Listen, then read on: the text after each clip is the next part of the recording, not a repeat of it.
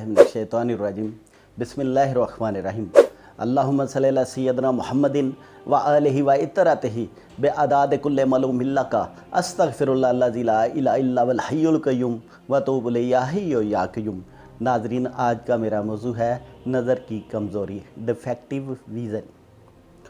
नज़र की कमज़ोरी की कई वजूहात हैं। कसरत शराब नोशी, कसरत सिगरेट, तंबाकू नोशी, कसरत मुजामत, कसरत चाय नोशी, इससे भी नज़र कमज़ोर हो जाती है।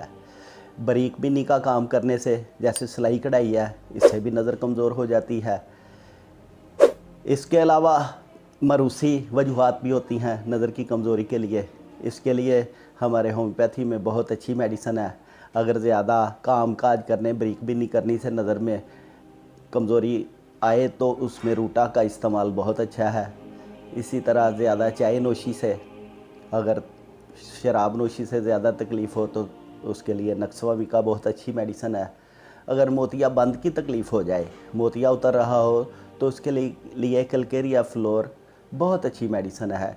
इसकी तफसील अभी स्क्रीन पे आपके सामने आ जाती है। उसकी पोटेंसी भी आ जाएगी और दौरान इस्तेमाल ड्यूरेशन भी उसका आ जाएगा।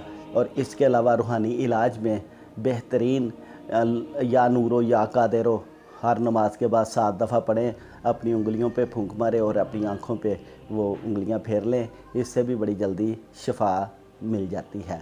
इसके अलावा जो आयत मुक़द्दसा है वो भी आपके सामने आ जाती है।